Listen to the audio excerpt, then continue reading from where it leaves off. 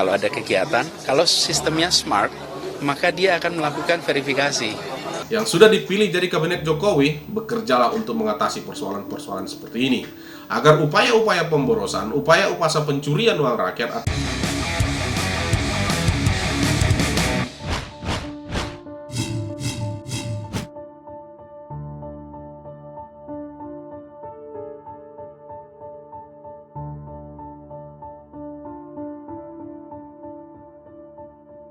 Halo, selamat datang kembali di channel Satrio Bushido Library, channel orang baik-baik. Oke, hari ini kita mau membahas tentang Anies Baswedan. Secara spesifik sih bukan pribadinya Anies Baswedan, tetapi pemerintahan Provinsi DKI Jakarta. Oke, ini kali kedua saya membuat vlog tentang Provinsi DKI Jakarta atau tentang kebijakan Gubernur Anies Baswedan. Yang pertama saya membuat vlog tentang kebijakannya untuk menghapuskan peringanan pajak atau keringanan pajak bagi warga Jakarta yang hanya memiliki tanah atau rumah atau tanah dan bangunan yang hanya senilai di bawah 1 miliar rupiah, yang sebelumnya itu ditiadakan oleh pemerintahan Ahok. Sekarang itu dihapuskan. Artinya rumah yang nilainya 1 M ke bawah tetap harus bayar pajak. Dulu saya memprotes itu gara-gara apa? Karena menurut saya adalah Anies selalu menyatakan dia keberpihakan. Tetapi kalau kita melihat nilai bangunan, tanah dan bangunan hanya di bawah 1 M ke bawah, saya pikir itu menengah ke bawah, ya. Tapi kalau dia berbicara keberpihakan, ya saya pikir itu absurd atau ya kontradiktif lah antara pernyataannya dengan tindakannya. Oke, kali ini kita mau membahas tentang, atau saya mau menyampaikan pendapat tentang anggaran yang belakangan itu rame setelah dibuka oleh PSI tentang anggaran lem Aibon yang nilainya cukup fantastis. Dan yang kedua adalah pulpen atau drawing pen atau pulpen gambar yang nilainya hampir 100.000 lebih, ya. Kalau kita lihat di Gramedia atau di tempat lain mungkin sebijinya itu ya semahal-mahalnya 50.000 lah. Tapi kita nggak tahu kenapa sampai nilainya segede itu, kita nggak tahu. Nah, di beberapa pernyataan memang ada yang menyatakan itu tidak ada dimasukkan oleh Sudin Jakarta Barat atau oleh Sudin Pendidikan Jakarta Timur. Pejabat yang lain menyatakan itu kemungkinan salah input atau salah masukin data atau salah tulis. Nah, tetapi pernyataan terakhir dari gubernur sebagai penanggung jawab, ya, sebagai penanggung jawab pengguna anggaran dan penyusun anggaran, dia menyatakan bahwasanya karena kesalahan sistem, karena ada kekurangan pada sistem e-budgeting atau sistem penyusunan e-budgeting. Dalam sistem itu ada kekurangan, sehingga menurutnya itu adalah penyebabnya. Oke, kita mau berandai-andai seperti ini, ya. Saya sederhana aja. Kalau misalkan kita ada sebuah tabel, katakanlah tabel Excel. Di tabel ini kita masukkan nilainya 10. Kalau kita kalikan 10, maka nilai terakhirnya kan 100, ya kan? Nah, kalau di tabel ini kita masukkan 2 dikali 10 misalkan, maka nilai akhirnya kan 20. Tetapi kalau kita masukkan di sini 100 dikali 2, maka nilainya kan 200. Artinya logisnya seperti itu. Kalau misalkan itu salah input, berarti kesalahan itu, salahnya itu dari harga Aibon yang cukup fantastis itu adalah ada upaya untuk melakukan markup. Jadi salahnya itu salah markup, bukan salah di sistemnya, gitu loh. Karena sistemnya itu kan yang di-input, ada data yang dimasukkan ke dalam sistem, sehingga sistem itu membaca maka nilainya berapa, kan begitu. Kalau di inputnya itu misalkan yang harganya tinggi, maka nilai akhirnya adalah tinggi. Kalau di inputnya itu adalah sesuai dengan standar, maka hasilnya akan sesuai dengan standar. Jadi bukan pada sistem itu, menurut saya itu detailnya. Mungkin seperti apa saya nggak tahu. Tapi kalau menyatakan sistem itu salah, oke lah kita terima bahwasanya pernyataannya itu sistem itu tidak terlalu benar. Bukankah Gubernur Anies punya tim Gubernur Percepatan Pembangunan, TGUPP, tim Gubernur untuk Percepatan Pembangunan, sekitar 70-an orang. Tim ini dasar hukumnya adalah Pergub yang dikeluarkan oleh Anies, di mana tim ini salah satu tugas dan wewenangnya itu adalah memantau perencanaan dan penganggaran. Dalam pasal 4 Pergub DKI nomor 16 2019 tentang TGUPP, tugas dari TGUPP juga melaksanakan pemantauan proses perencanaan dan penganggaran oleh perangkat daerah. Clear, saya pikir ini clear. Kalau misalkan itu salah input atau salah sistem, sebaiknya ya, tim yang berjumlah banyak ini dengan digaji dengan anggaran yang miliaran ini, berarti tim ini nggak berfungsi. Karena salah satu tugas dia adalah itu tadi, ya kan? Salah satu tugasnya itu menurut pasal 4, saya ulangi lagi, Pergub DKI nomor 16 tahun 2019 tentang TGUPP, tugas dari TGUPP juga melaksanakan pemantauan proses perencanaan dan penganggaran oleh perangkat daerah. Berarti ini nggak fungsi.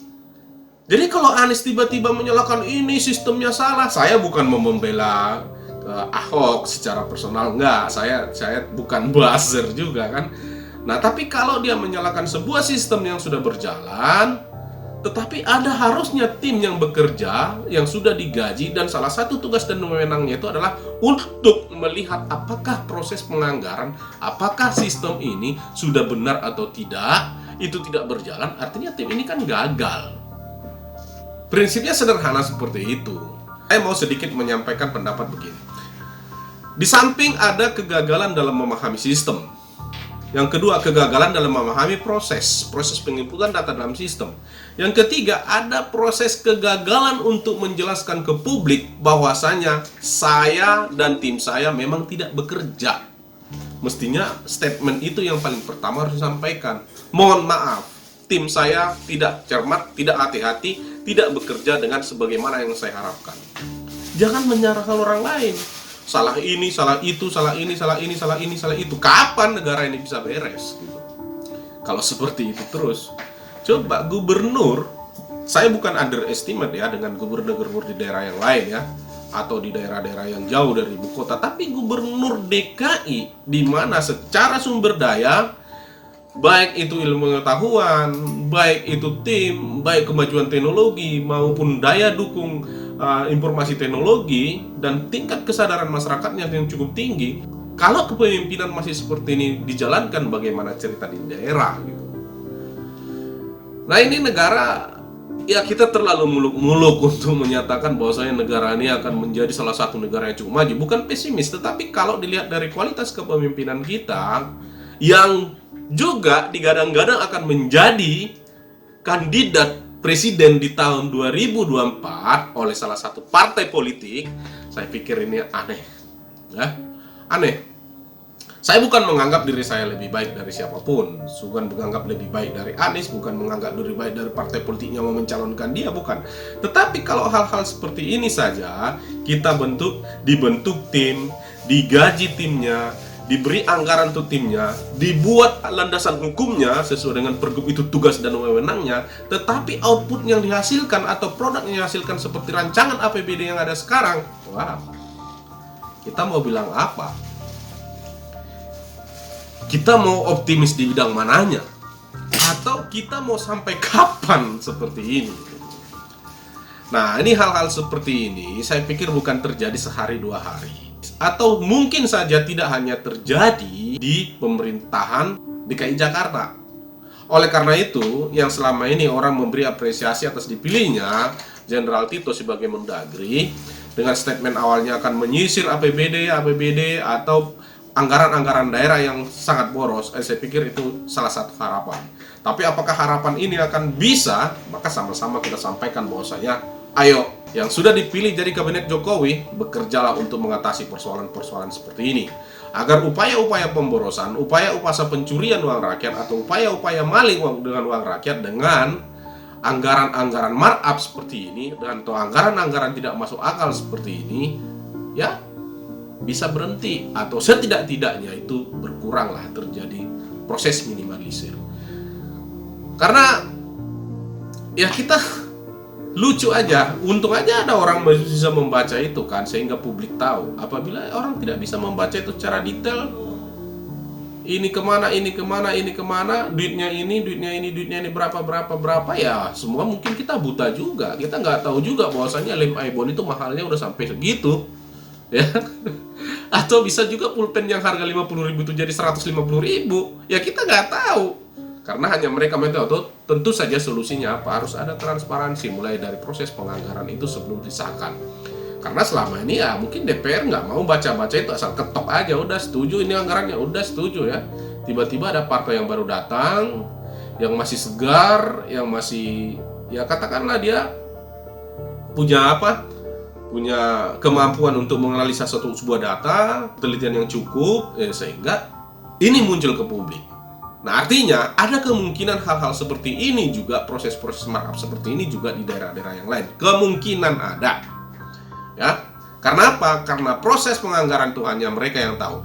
SKPD, kemudian setelah SKPD masuklah di persetujuan DPR. Setelah persetujuan DPR udah realisasi, kan nggak ada orang yang tahu bagaimana prosesnya itu. Oke. Apa yang menjadi pesan saya dalam vlog ini adalah yang pertama, udahlah, berhentilah bermimpi untuk mencalonkan Anies Baswedan menjadi presiden 2024. Berhentilah bermimpi.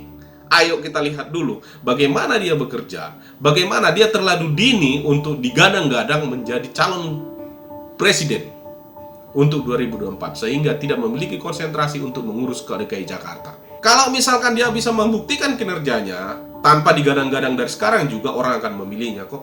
Sederhana aja gitu. Jadi nggak usah terlalu latah, terlalu genit, terlalu ya yang aneh-aneh lah. Partai-partai politik ini mau membangun poros-poros untuk mencalonkan Gubernur Anies ini menjadi presiden, itu masih jauh lah dari standar menurut saya ya. Karena apa? Karena dari sisi pengalaman juga tidak memiliki, dari sisi prestasi juga, dari sisi manajerial ya, untuk ya salah satu contoh yang paling sederhana adalah untuk bagaimana melakukan metode atau bagaimana melakukan pengawasan agar tidak terjadi pemborosan atau tidak terjadi pemborosan anggaran atau penganggaran yang tidak tepat sasaran. Oke, mungkin itu aja. Seperti apa pendapat Anda? Boleh Anda sampaikan di sini. Yang pasti adalah ini pendapat pribadi saya. Oke, sampai ketemu di video berikutnya dan lupakan pemilu 2024. Salam jempol.